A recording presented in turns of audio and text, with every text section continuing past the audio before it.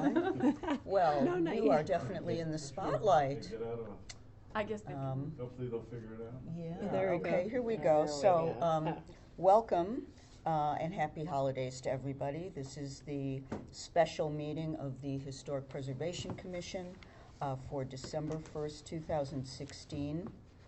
Can I have roll call, please? Commissioner Craignotti? Here. Commissioner Morgan? Here. Commissioner Shire? Here. Commissioner Vartanian? Here. Madam Chair Vidor? Here. Thank you, all present. Okay, the agenda for this meeting was posted on or before Monday, November 28th, 2016, on a bulletin board outside of City Hall. And before we begin with our agenda, I would just like to mention that we were all deeply saddened by the loss of our former colleague on the Historic Preservation Commission and great historic preservationist Vrej Mardian. So we would like to convene and adjourn the meeting in his memory and his honor today. And I'm going to just briefly turn the meeting over to Mike Morgan, who is going to read something for us. The same thing. I would like to convene this to, when this meeting concludes, we adjourn this meeting in honor of our former colleague, Vrej Mardigan.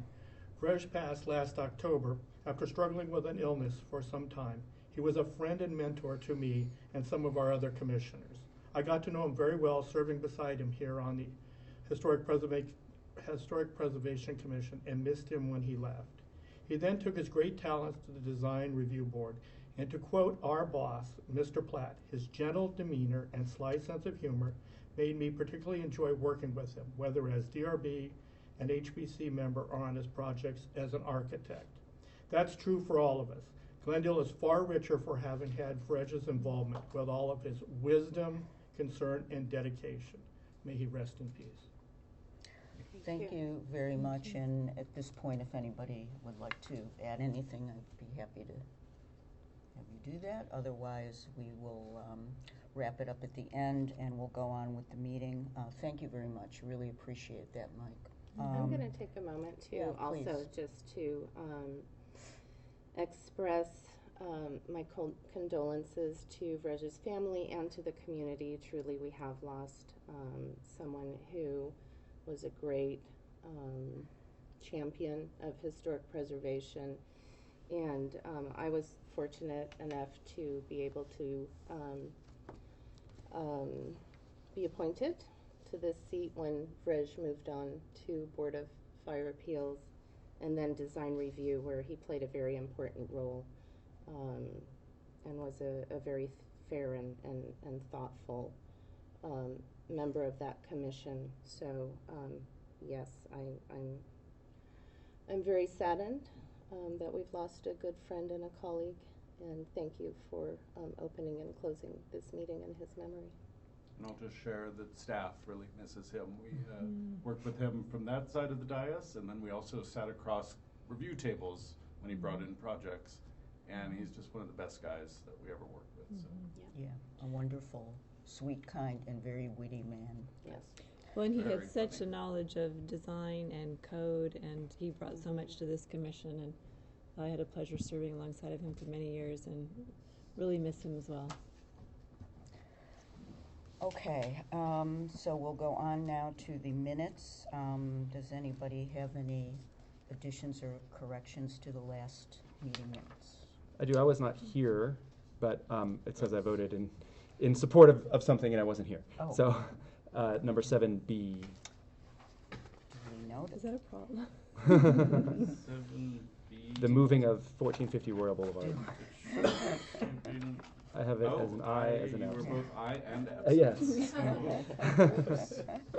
Okay. Nice catch. Yeah, absent and voted. Okay.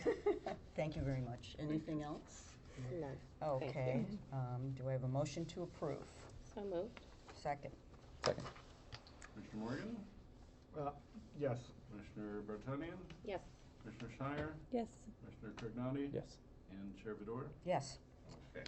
Okay, and now we will go to oral communications. I don't have any cards, so we will go right on to comments from commissioners. So if anybody has a comment or anything. Just a small one. On a happier note, concerning Rockhaven, Glendale City Council in its wisdom, at least is my opinion, has chosen among 7 candidates to enter into an exclusive negotiating agreement, not with the staff's first choice, but the second choice, which allows the city to retain the 3.5 acres and to preserve and develop that city-owned property. That choice was Ganji Design LED Building. I wish them the best of luck and also want to thank all 7 developers who answered the request for proposal. Thank you very much. Thank you. Thank you. Congratulations. Yep. Okay, I have a public service announcement that I'd like to make, which should at any minute pop onto the GTV6 channel. Haven't seen it yet, but they did promise they would put it on, and it has to do with an upcoming event 2 Saturdays in a row at the Brand Library and Arts Center. We're going to be holding open house on December 10th and December 17th at 6:30 p.m., 6:30 to 8:30 on those 2 Saturday evenings. Those coincide with the evenings that the Doctor's House has their candlelight tours. And it'll be really wonderful at the Brand. We're having a great act, play live music, Kaleidoscope Trio. There will be activities for children. There will be original Robert Brown silkscreen artwork for sale at very affordable prices. And also historic information and maybe even some impromptu tours for people who are interested in the library's history. So that's December 10th and 17th at 6:30 to 8:30. Thank you. And then anybody else, because I have one more thing, so I don't want to hog, No, but if I hog may, the stage. I just want to say I think that's terrific It that is. Brand is being opened, and I think coinciding also with the Doctor's House tours, so that people have a destination and can do a couple of things. I think it's in a the fabulous same evening. idea. Yeah, we're really thrilled about it. Congratulations on that. And then I had a question, as I think a lot of you know, the Adams Square gas station, which is now a landmark gas station in the Adams Square Mini Park, has become a really active and energetic arts venue, and there's an exhibit that's just gone up again for the holidays. It's really beautiful, and then there will be even more exhibits, and we thank both Arts and Culture and the Department of Parks very, very much for their support. They're really working wonderfully with us, and we really appreciate the teamwork. But we did find, with the recent rains, that we've had leaks in the station, which of course doesn't exactly go with art that well.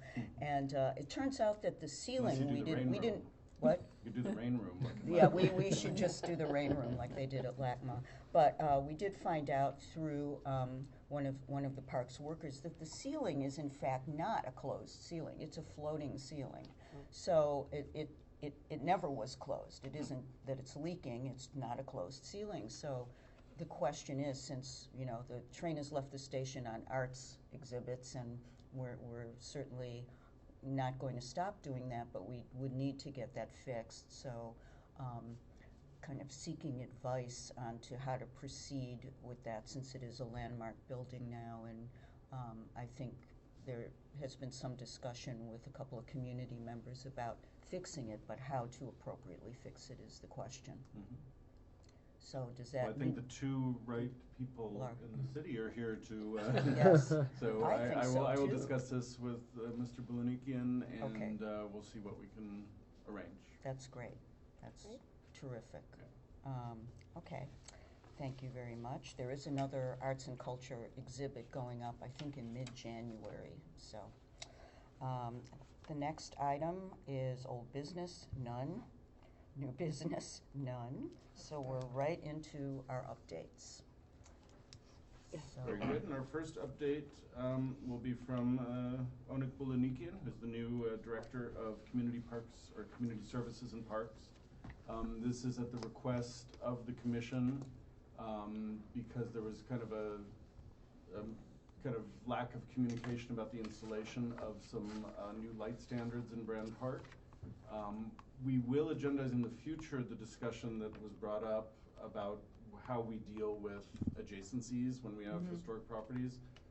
We've always treated the Brand Library as it's the building, and the immediate grounds around it are designated. We've never looked at the whole park as a designated site, But I think with improved communication, things like this at city-owned sites, we may be able to avoid kind of uncertainty, the fear of the unknown, and make sure that things are done as well as they can be. So Mr. Bulanikian has a few slides. You have a clicker or you're? It's just two, so just let me know when you're ready. Okay, thank you. Good evening, Chair Vidor, members of the Commission. As Mr. Platt mentioned, my name is Onik Bulanikian, Director of Community Services and Parks. Thank you for inviting me and agendizing this item. Basically, Brand Park, the lighting project was approved by Council January of this year in 2016. The 58 existing lighting fixtures have been taken out that were on the parking in the parking lot, both upper and lower parking lot, and some around the library. And 106 light fixtures will be installed. As of today, I believe there's 28 fixtures that have been installed. There's more on the way. Project will be completed end of January, hopefully end of January, guaranteed by mid-February. The new lighting fixtures are energy efficient poles and their fixtures with controllers, fuse box, and then all the conduits. The fixtures were strategically placed around the park. Basically, both entrances on mountain entrance and the western entrance, the pathways to the playgrounds, parking lots, restrooms, all the way up to the tea house, behind the library, behind the day camp area. So we're covering the entire park, and this will add extra security and extra illumination, especially for the night events that are held at Brand Studios, that we rent out, that Parks Department rents out, and also for the library patrons and the library events. The total project cost was $942,000, and hopefully it will be completed by end of January. So if you have any questions, I'll be more than happy to answer them. I know going forward, I with our project management team and Mr. Platt will work closely with HPC on future projects that are that will be happening on historic sites. I know we have a few in the works, such as Duke Majan. We currently have one at Civic Auditorium that we're working on that Mr. Platt has blessed us with. So there's a few more items and or a few more projects I'm looking forward to working with HPC or Historic Preservation Commission. Anyone have any questions?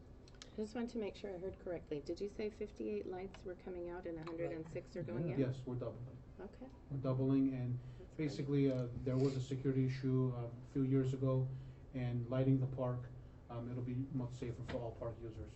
From the tours that are occurring at the doctor's house, from the tea house events, the library events, the Brand Studios events, the rentals that we have, baseball teams, soccer teams playing. I mean, it's going to really activate the park with a lot of light. So safety hopefully wouldn't be an issue. So the lights are also going to be impacting the visuals on the other two landmark buildings as well, the doctor's house and the tea house. Only in the pathway.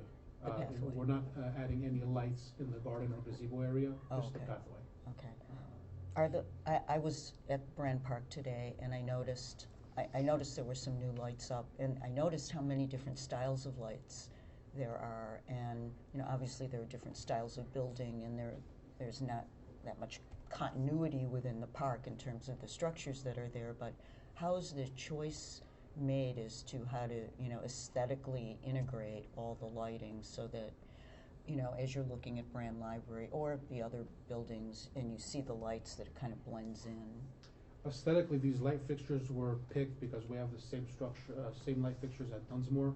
We want to use the same lighting fixtures due to maintenance. We want to have, when we're redoing all of our lighting at our parks, we want to use something similar or the same for maintenance purposes. Oh, okay. It's So in other cheaper to words, leave. the big globes and the other styles of lighting are coming out, and everything is going to be replaced with Something similar. the light that's on the board right now.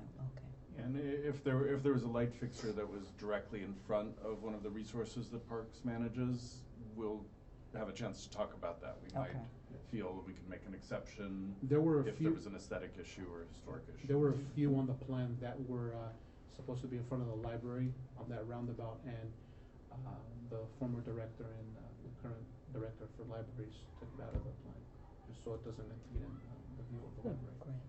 And then during the review of the Brand Library rehabilitation, you did review the lighting plan for that, and when I look at some of those lights, I'm like, really? but they were part of the package, as I remember. So. Right, okay. I didn't remember.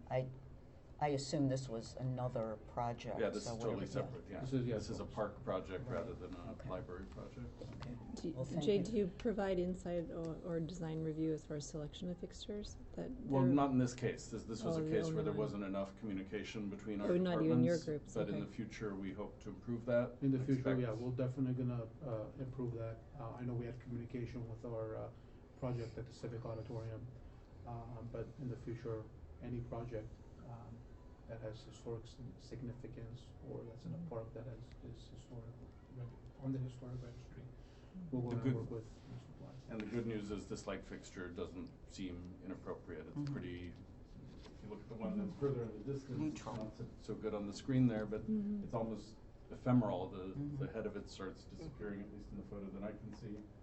So, but, yeah, so I think the real story here is that we're gonna try not to have things like this happen between our departments, and historically, we've had good communications, but every so often, projects move forward and Mhm. we don't hear about it, so we'll make sure that doesn't happen again. It won't happen.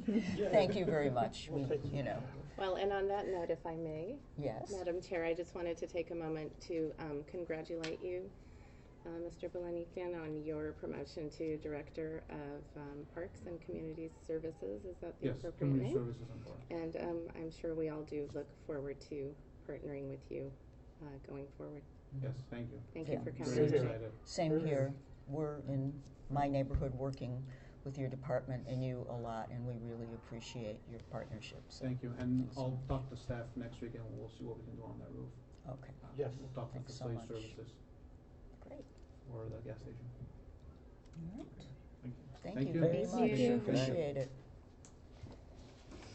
Okay, so the next item now is the South Glendale Community Plan and Resource Survey update. That's right, exciting news. I wasn't supposed to be giving you the update on the community plan. I'm kind of a peripheral member of the team this round. I was very involved with the North Glendale plan, but I'll be the key person involved on staff with the Historic Resource Survey. But I do have some slides. These are excerpts from some presentations that have been made around town and to Design Review Board and Planning Commission. And we just want to share the vision and the goals of this project. So I'm sure you know, but maybe some people out there don't know. We are updating our general plan through the creation of 4 community plans. Community plans are documents that kind of provide guidance and vision for the coming decades. So we're looking through 2040 at this point. And the goal is to establish patterns of development, places where we see opportunities to enhance areas, places that might even get transformed through changes in zoning to allow for new development that wouldn't be allowed under current zoning. The reason we're talking about the community plan with the Historic Resource Survey at the same time is because they're completely intermeshed. We are doing the survey specifically so that if we're looking at an area where we're saying there might be additional development, creating pressure on historic resources, we want to make sure we know what resources are there and that we can proceed properly through investigating what can be saved, what has to be saved, what could be possibly lost. The historic context that you've reviewed and approved 2 years ago is the document that guides the Historic Resource Survey. All of these together are going to be part of the South Glendale Community Plan. So it's a planning document that takes history seriously and kind of interweaves it throughout. So when we talk about South Glendale, we're talking about everything that you see on this map. It's basically everything under or south of the 134 to the city boundaries, with a little blip at Brand Boulevard where Brand kind of extends north with the development north of the freeway. Here are some statistics that we've pulled together, which are kind of interesting. I didn't realize some of this stuff. 46% of the city's residents live in South Glendale. 75% of the city's transit users live in the area. 80% of residents are renters, and 84% of dwellings are multifamily. So it's really, over the years, lost, as we know, with our craftsman resources. Our zoning dates back to the 1930s. We allowed multifamily uses throughout the South Glendale area since that time. Through the 40s, 50s, and 60s, we had a few apartment buildings being built, often at scales that reflected the neighborhood a little better. Starting in the 70s, and then especially the 80s and 90s, the big apartment buildings came, really changed the character of the neighborhood, and that's kind of the hodgepodge of different building styles, types, and sizes that we look at today. We have a regional retail hub, as you know, with the malls and then the businesses on Brand and Central. 2.3 million square feet, I guess, of retail space. We have the Brand Boulevard of Cars, which is a regional draw, and we also have the Transportation Center. So transportation is a key aspect of how we're looking at this, the community plan for South Glendale. When we looked at North Glendale, it wasn't as critical an element because we have some bus lines up there, most people are getting around by car, and there weren't any major changes proposed. In developing the community plan, I'll get to it in a few minutes, but I'll give you a preview. We had an idea that different levels of transportation changes would lead to the consideration of three alternatives that you're going to see tonight.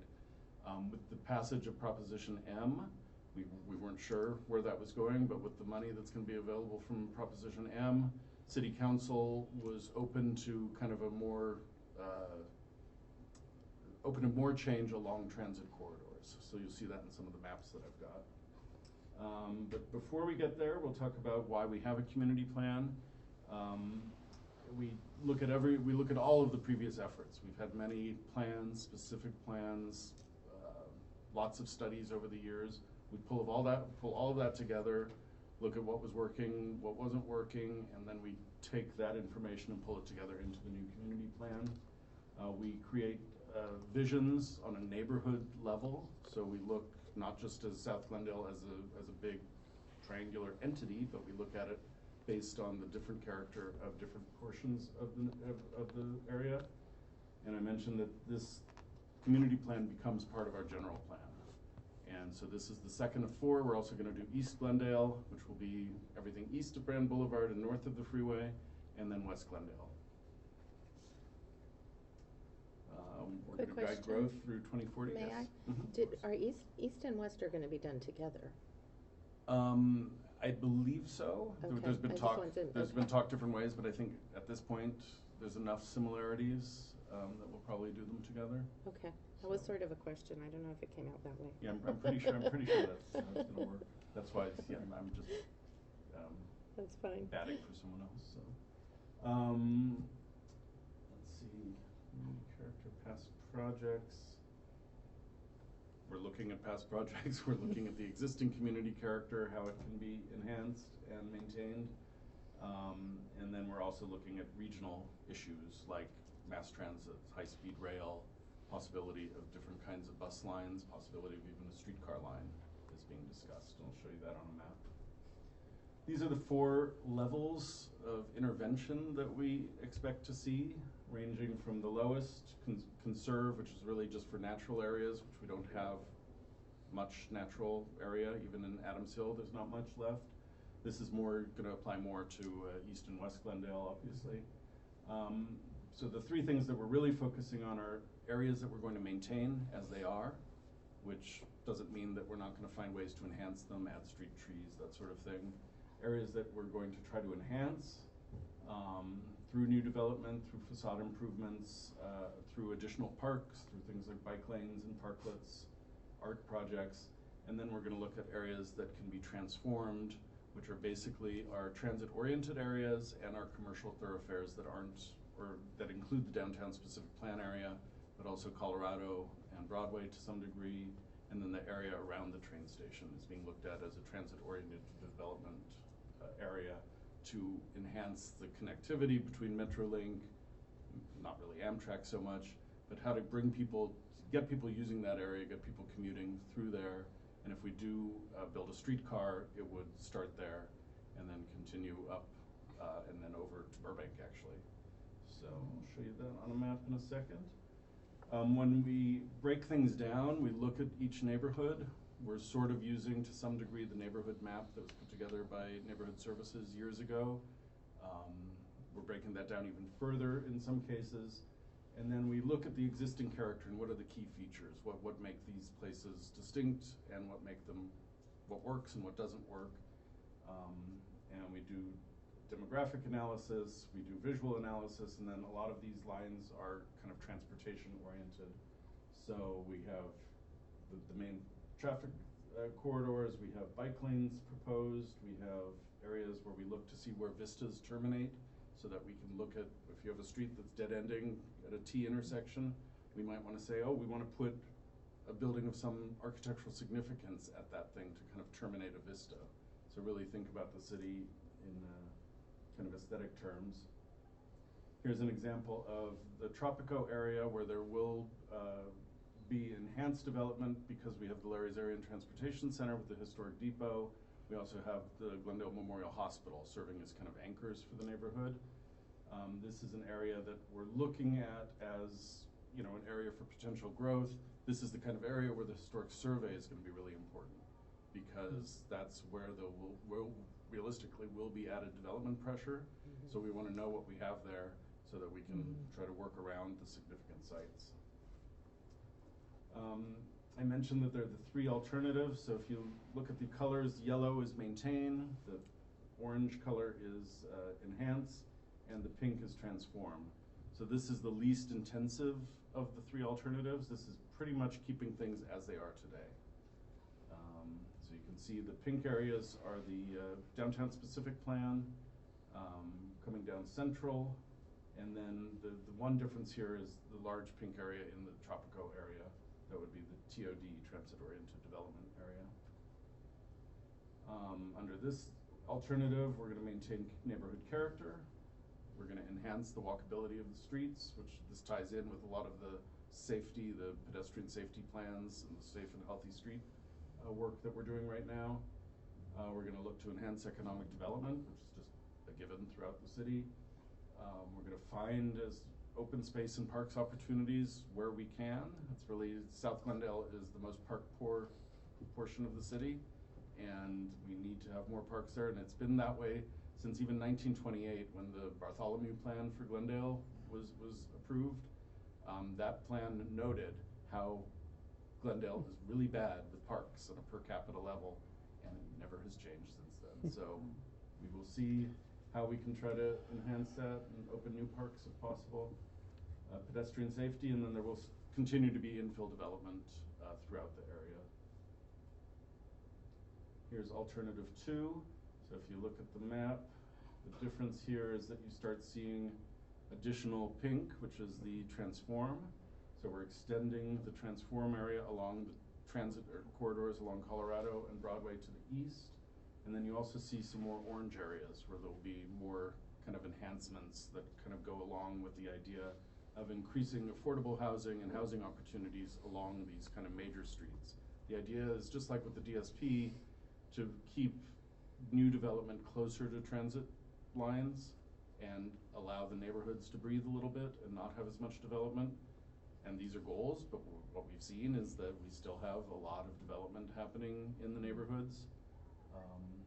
And this is sort of a market-driven situation, but by proper zoning, we can provide incentives to bring people with the larger new developments closer to the traffic corridors.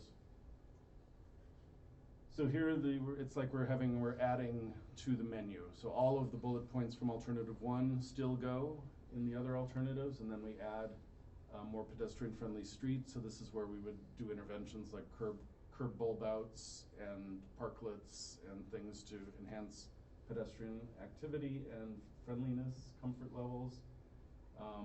There would be more of an investment in bike lanes and facilities, bike repair facilities. I don't know if anyone's noticed, but we just recently put one in front of City Hall. So if you ever get a flat tire in City Hall, you can bump it up and fix it.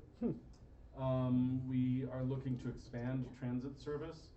One thing I should mention on the previous one, for transit, we're just looking here at the existing, let's see if I can zoom out, yeah. This is the existing rapid bus, the Metro rapid bus line. And then there's also a proposal to have a NoHo North Hollywood to Pasadena bus line that will come through Glendale. And then it will go through Eagle Rock and end in Pasadena, so it would link the red line to the gold line, which is a great idea. And I'm sorry, in the first one, we don't have that. So in alternative 2, because that's kind of a low-cost thing, we thought even if Proposition M didn't pass, there's still a likelihood that this bus line will happen. And that provides the reason for enhancing kind of development along Colorado. Oops, we have a couple more bullets. Housing adjacent to transit, so a lot of the zoning right now doesn't allow for housing along some of these streets, so the zoning would change to allow that, and we would do streetscape enhancements. Finally, alternative 3, which is the big transit wish list that may actually come to pass. We have the high-speed rail line coming along the west side of the city where the tracks are currently. This is the most interesting thing, the potential for the streetcar to Burbank, which evidently may get some funding for an initial study sometime soon. So run up Brand Boulevard, so we'd return streetcars to Brand Boulevard, which would be really exciting if this really happened. We'd hang a left on Glen Oaks and then head into Pasadena. I think this would tie into Burbank Airport also. Pasadena or Burbank? Burbank. What did I say? You said Pasadena. Pasadena. You I meant meant Burbank. Or Thank left you. to Burbank. Yeah. Okay. Yeah, left to Burbank, yeah. What else do we have here? One thing I didn't mention is Space 134, which is the freeway cap concept at the north end of Brand to create a park over the freeway. And we also, I think there's one other. Isn't it the Gold Line, right? What's that? Extension? Isn't there an extension along 134? Is it the Gold Line or something? But that goes east. Yeah, but what's the red line across the 134? The red line is the 134 rail line, which That's is a right, concept. yeah. Okay. So, We don't know where that goes or what it does. well, it would be similar to the Gold Line, I assume, Okay. because where the Gold Line runs. In the middle of the freeway. In the middle of the freeway, it'd probably be something like that. I haven't really heard too much Oh, about okay. that, and I'd say of all of these things, I don't know if that's. Okay. Yeah, but by 2040, who knows? Yeah. We'll be dead. So with alternative 3, we add a few more things. We try to integrate open space into new development so that through individual private development, we can enhance public open space, which is already something we do in the Downtown Specific Plan. Hopefully we could get even more with the guidance or the goals of this document. We're looking to create more multimodal streets. We'd love to have separated bike lanes. Right now we're adding bike lanes. We'll see which streets could accommodate separate bike lanes, which are much safer. We'll have multiple transit centers. If all of these transit things actually happen, it won't all be focused down in Tropico. And we will also look at opportunity sites where we have large parcels that are underutilized or in some cases almost vacant. Try to focus development into those areas. Here's Space 134, which I mentioned. Hopefully you guys have followed this in the news. Yes. And when we do this kind of thing, we have to do an environmental impact report because we are changing the environment and we're putting pressures on services and different aspects of the city that weren't there previously. So we're currently working on the EIR. It's the draft is being prepared. It's going to make its public debut. Keep shifting. Right now, March, April, we should have it. And the good thing is we're tying the historic resource survey with the EIR. So the resource survey in its draft form is going to be reviewed along with the EIR as planned now. We've got 2 different firms working on this and scheduling changes, but because the EIR is getting pushed back, that gives us time to catch up with the resource survey. So it will be a public process. There will be scoping meetings and public meetings to review the draft, public comment, Public comments go into the final environmental impact report, so anything that people say will be addressed directly through the final EIR. The idea is to minimize significant effects while still allowing for growth and development, and then an analysis of alternatives. These are the three alternatives that we would be looking at, and if there were aspects of, say, the third alternative, which is the most intensive, that were found to have potential environmental effects, then some things might actually get scaled back. So we would see how that works out in the EIR process. I just put this up. We're doing a lot of community outreach. We're trying to piggyback on events that other city agencies are having. We have some of our own.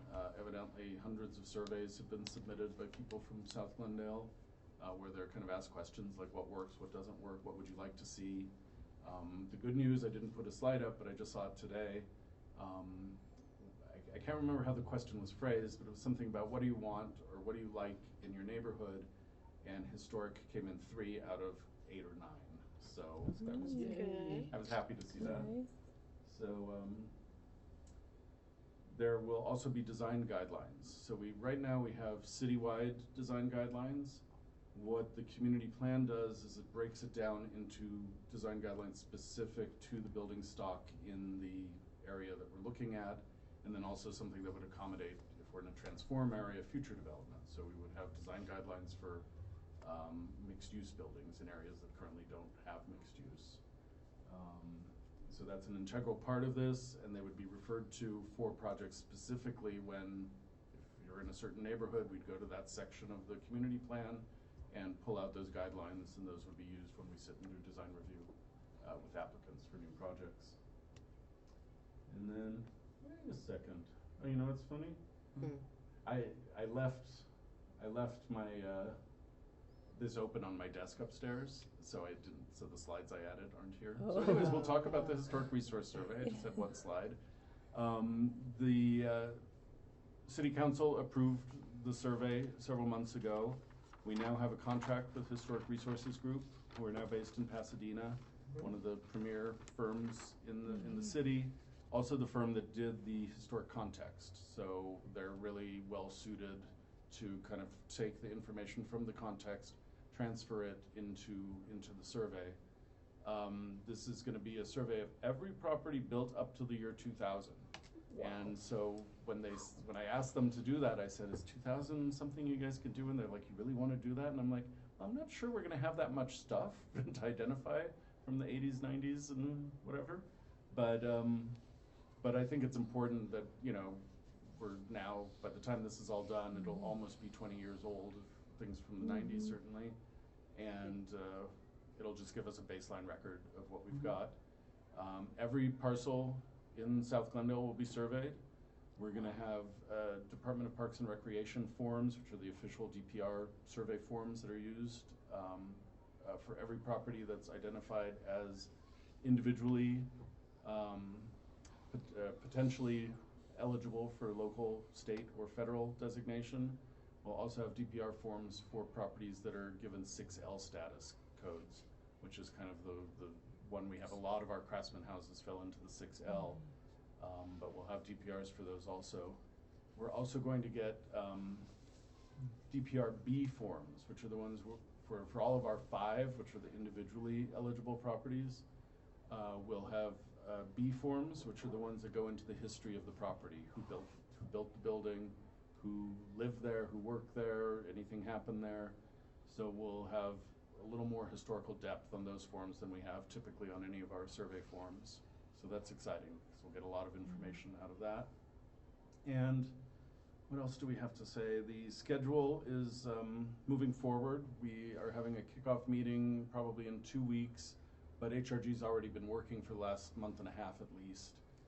They've created a database that's going to be the framework for all of this information. They're populating the database with all of the information that they had from the context, which was quite a bit. They have all of our previous survey information, so all of that gets fed into this so that they can look and see if a property was surveyed 15 years ago. They can look at it then, they can look at it now, make determinations.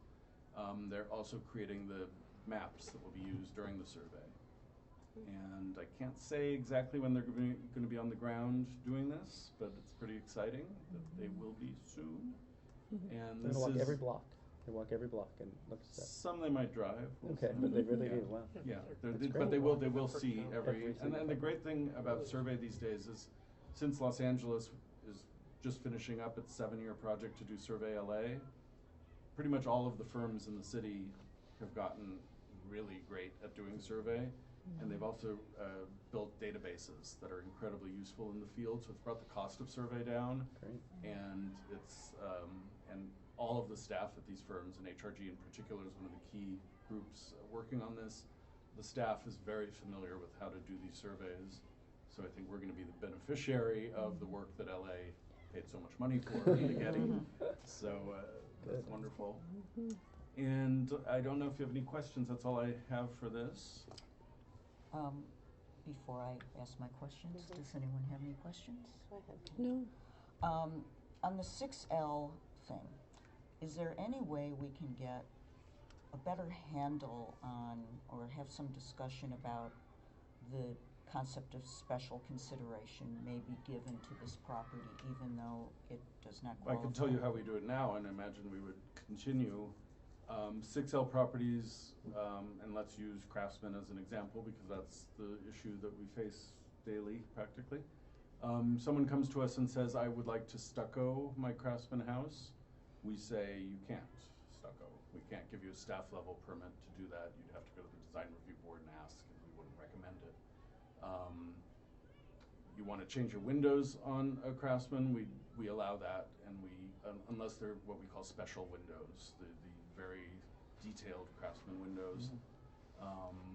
But basically for windows, we'd follow our standard window guidelines, which would mean that you have to put in, recessed windows. So 6L properties do get changed, but what we try to do is keep the overall character, the overall sense of texture and craftsmanness.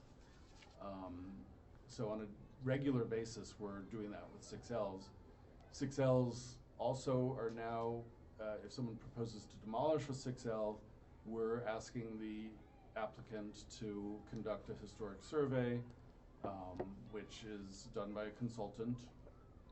Some, different levels of results coming out of that. But in the past, we didn't necessarily do that. So we've definitely stepped up, and we'll continue that policy with 6Ls. I don't know, we'll talk in our kickoff meeting because 6Ls are a real problem. I don't know, what I'm hoping to do is kind of when we designate or identify things as 5-level, meaning individually eligible for designation at the local level, I want to make sure those houses really are appropriate for that designation. And the problem is 6Ls, a lot of 6Ls are lovely houses with high integrity, but they don't have the special character that kind of kicks them up. I'm hoping we have more 5s and less 6s than we had in the Craftsman survey, but I'm also going to rely on the expertise of HRG and the surveyors. So that it's going to be a big discussion point when we have our kickoff meeting. Oh, I forgot to mention, we will be bringing this to HPC at the draft level. So you'll have an opportunity to review the entire draft document, comment on it, we'll incorporate your comments, and there'll also be a public meeting as part of the EIR process where the draft survey will be reviewed along with the draft EIR, and we'll take all public comments and see how that influences the final document. So is the kickoff meeting, I'm sorry, is that a public meeting? No, that's just an internal meeting. That's an internal Staff meeting. And, yeah, it's Okay. a typical, when you have a contract, you always have a kickoff meeting. Okay.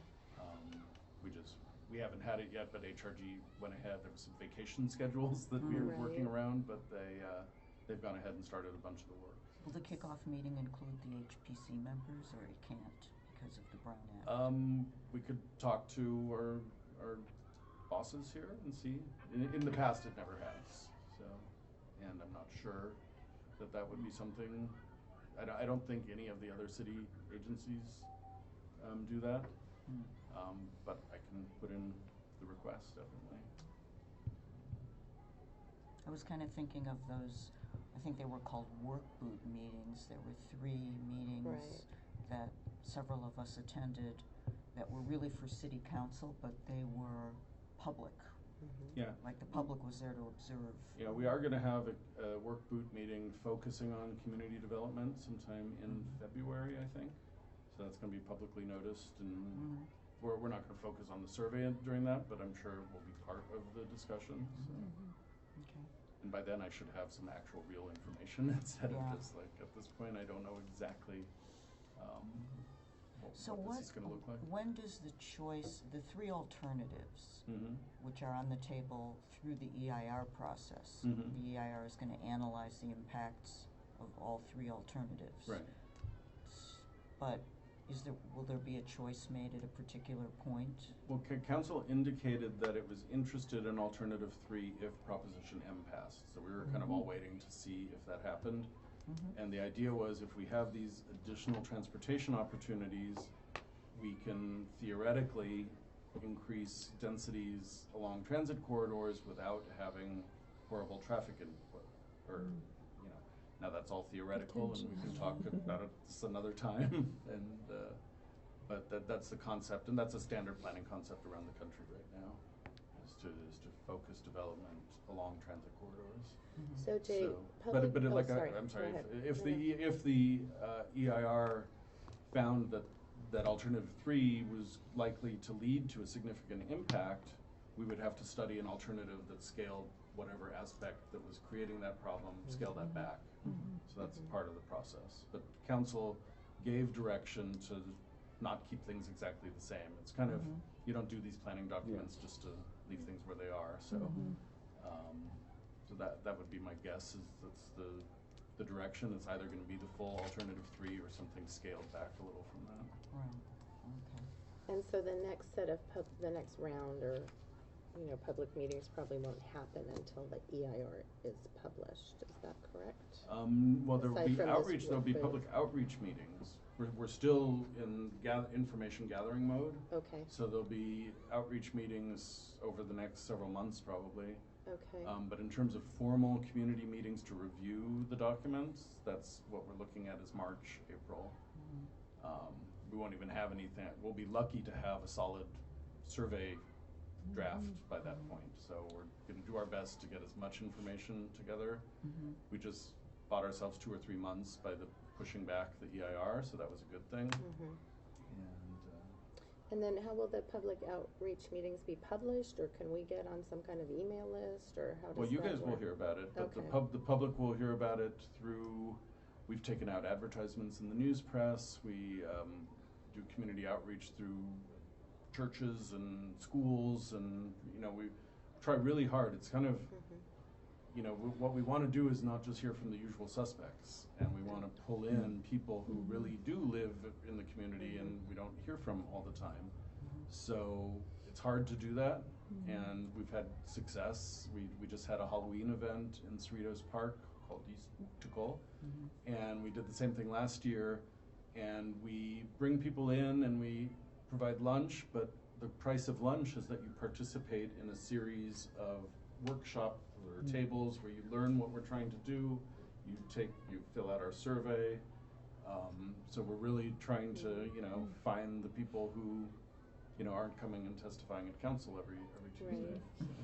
Is there a good turnout for that, if I may ask? Because I know it's difficult. Yeah, I missed that one, but I heard 500 people. Oh my That's gosh. Wow. I think we got 200 to 300 surveys from that. That's great. That's And great. it's really fun also. Like I did it last year, and it's, we have a costume judging contest, and the kids all come dressed up, and the kids participate, and we try to do things that are kid friendly as well as get information from the parents.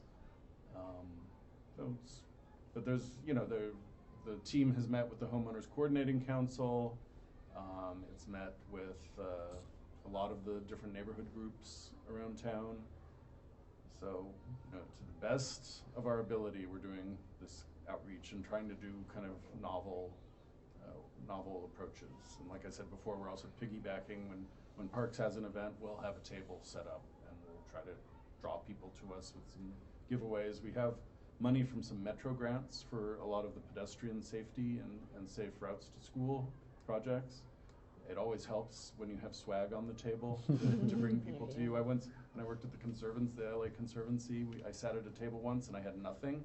People would come up and say, "You don't have anything?" And I'm, "No." Boy. It's very sad. But our outreach team is great, and you know we have a social media presence. We're doing everything we can. Great. Thank you. Okay, well, Thank you. yeah, I was wondering if we were gonna have any public input. And I'm glad we're gonna have public As a input. representative of the public. Yeah, right, the representative. Okay, so we have oral comments on the agenda item from Kathy Yurka. Please Thank you. speak, madam.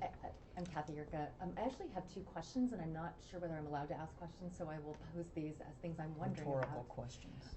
So I'm wondering when the Historical Society had a meeting with members of community development, it was suggested that the timeline for the survey was such that the initial kind of presentation for an initial phase of feedback would just be the status codes. Well, as I mentioned, because we've gained Right. 2 to 3 months. That's my question. Yeah, we're going to try really hard to have a full draft ready. If it's not a full draft, it's going to be more than what we discussed. Okay, that was evening. what I was wondering about. Not that that was necessarily a problem, but I just wanted to. Oh, and I was going to mention, And and you I might forgot, tell them but what if you we're want, talking about. this would be a good chance for you to plug your effort to gather information for the survey. Yes. Okay, I will plug that just in 1 second. The other thing I was wondering about was whether you had mentioned wanting to see more status code 5s, historic resources, than we saw in the Craftsman survey, because I don't know how you feel about it, but from the Historical Society's perspective, the number of craftsmen designated as historic resources in that survey was quite low. Mhm. And I was just wondering, is part of the HRG, I know they have access to the surveys that were done, do they reevaluate the Yeah, they're going to properties? resurvey Okay. every property from the Craftsman survey. Okay, that's great, because as you may know, a lot of the legwork in that survey was done by volunteers, and who did a remarkable job, and were right, and who You were one had of various them. levels of training, and so. Though I yeah. must say the volunteers did not attribute status codes. Status Right. codes were done by Yeah. the pros. Right. But you know, in some of the projects that have come forward, we've seen things that were identified as low integrity that were actually high integrity, and things fall through the cracks no matter what. So what Jay was referring to is the Historical Society has, and Arlene knows about this. Sorry, Chair Vitor knows about this. Is that we've contacted our members. We're trying to enlist in order to raise awareness of the survey, and also just engage the community in the question of what are historic buildings or potential historic buildings that we care about in our neighborhoods. We have invited community members to identify properties that they think might be historic resources. We have a designated web page where they provide the address. They can give, they can identify themselves or not. They can upload historic photos if they have them. And then also there's a space to provide information. So for example, like sometimes people in the community know who the builder was or know that some significant person lived there, just because that's, lore that's been circulating on the street and other people don't know that. And we're gonna review the information that we get and then communicate with the city and HRG about it, just to make sure that everything is getting surveyed and is assigned to its appropriate category. So thank you. Cool.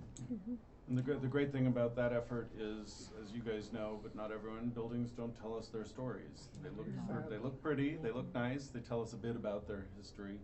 But if something happened there, someone significant spent some time there, we're not going to know, except for the ones that we are doing the extra research for. So this could identify properties that will then do that extra level. So it's exciting. Hopefully you get some good responses. Well, not in relationship to the comments you just made, but I was thinking while you were talking that, there really isn't very much community organization in South Glendale other than the Adams Hill Neighborhood Association. I don't even think there are any other neighborhood associations in the defined area. And I think that the awareness is pretty low because we've done walking tours in Adams Hill, and there's another one scheduled, and it would be great if, I know that after the last work boot meeting, the people who were representing the Diamond area were there, and they kind of stepped forward and got involved, and it would just be a real eye-opener, I think, for a lot of people in the general South Glendale community to have a walking tour of that area, because one, it's really beautiful, and a lot of people don't even know it exists, and then other areas that are comparable, if we could get people to go look at it, they might be inspired by it and start to think about their own neighborhoods a little bit, because really, I'm not asking this directly, it's more of a question of curiosity. How many people in the Historical Society membership reside in South Glendale? Not Adams Hill. I know there are a number of people in Adams Hill, but the rest of the area is maybe there aren't very many members at all.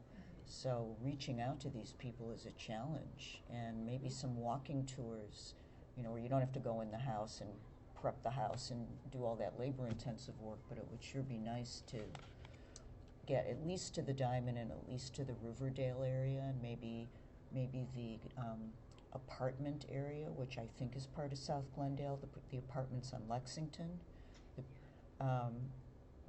so that people that live in those buildings might be able to get some sense of pride going, that, maybe they don't have just because they simply don't know. Yeah, I think the challenge, though, I think on that one slide we saw that 80% of the people in South Glendale rent. I mean, it's just very hard to get I think, in general, renters are not as involved and as interested necessarily as homeowners are. As a former renter, I object. Well, I didn't say all. I think you're right. You understand the Well, sentiment. I mean, no, there's definitely. that's a challenge. I think they have that different I think goals. that is a challenge, but we have seen, since we converted from the Homeowners Association to the Neighborhood Association in Adams Hill, we've engaged, not necessarily in historic preservation, but we've engaged the renting community in the area in more activities around the Adams Square Mini Park, and lots of people are showing up for things.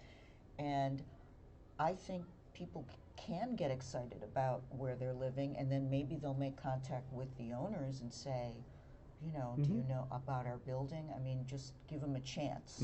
No, I think you're right. It's education, really. Yeah, it's education. Yeah, it is. It's all about But, that. I don't think we should write off the renters at No, all. no, I didn't mean it that think they way. can be a powerful It's just a challenge. force. It's a It's a challenge. They're a It's challenge. a challenge, but it's We not love an having them. insurmountable challenge. Yeah. Community engagement overall is a challenge. Yes, true. Exactly, yeah. So, the next item, are we ready to go on to that now, or? Sure. Okay, all right, so we've got 1450 Royal Boulevard. Final item, I just wanted to give you an update. This is the house that was considered for Glendale Register nomination at your last meeting. There were concerns about alterations in the backyard at the pool deck area that kind of made it feel a little less historic, at least to some of you. And I've met with the homeowner. I spent time in the backyard with her. She's working with a landscape designer who's going to come forward with a proposal. What I did find, and the reason I agendized this, was just to let you know that we had talked about the idea of like maybe cutting out sections of the flat concrete and adding planting beds kind of at the house. Soften it up.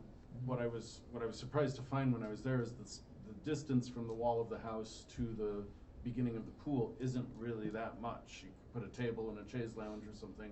So I didn't really see that as a viable option, but she is going to work to enhance landscaping, soften the walls through landscaping, and we'll be bringing it back to you, obviously, as once she has kind of a plan developed.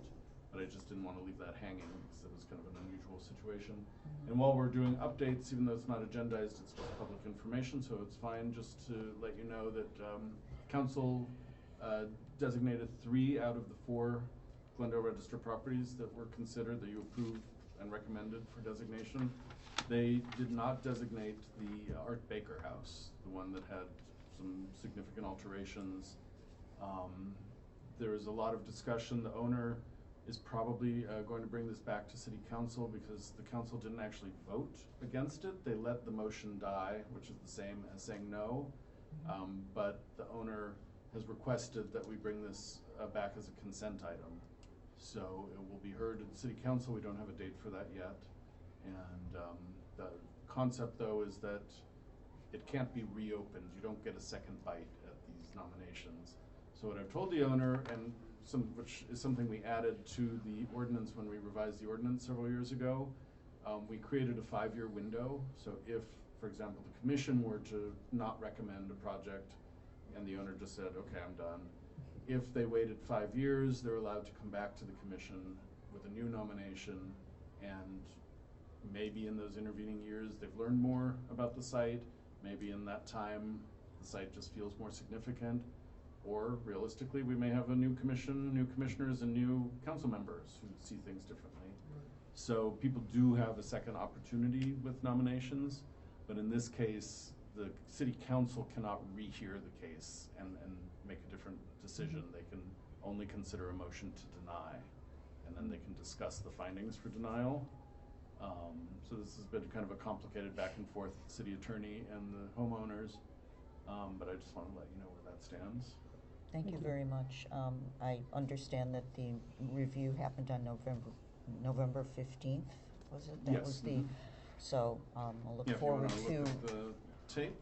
looking at the tape and hearing what was said, because it's an interest, and I'm sure it's an interesting discussion. Yeah, and then, feel free to, um, since we're still going to be discussing it with the attorneys and making Right. findings, let me know if you guys individually have any thoughts. It was actually the same night that Rockhaven was discussed, so it was a very long meeting, but a lot of interesting historic. So related maybe go things. back and review the entire Yeah, it was a good meeting. And then I mean, to- well, yeah, Rockhaven, a developer, Ganji-led design, was selected to enter into an exclusive negotiating agreement with the city for a proposal to create kind of a boutique commercial thing there. And so I'll be involved with our economic development team is leading that, but Parks is also involved, and I'll definitely be involved as they move forward. So they have 6 months to create a proposal, and then it returns to City Council. City Council will assess the viability of the proposal. They'll take public testimony, and we'll see. So It was I'm very hopeful that we're going to find a use for Rockhaven that really works. Sounds like it. It was a bittersweet night for the owner of the parachute place. Right. Yeah. He was the one that Avalon. yeah. Right, And with they- Brenda Levin. Yeah, Mm. bittersweet night for him. So he didn't Yeah. win the one thing, but he got the other. But Okay, and then let us know when it comes back, because I would Yeah. very much like to attend that meeting, and Mhm. I'm sure the other commissioners would too. Okay, well, I think we're done, so I would like to propose we adjourn the meeting, and once again mention our much-loved colleague and friend, Vrej Mardian, and we'll see you in January, and I guess everybody should have a lovely holiday season Thank you. and a Happy New Year. thank you. Thank You you. too. We'll Happy holidays, Happy New Year. Yes. We'll give it another shot in January.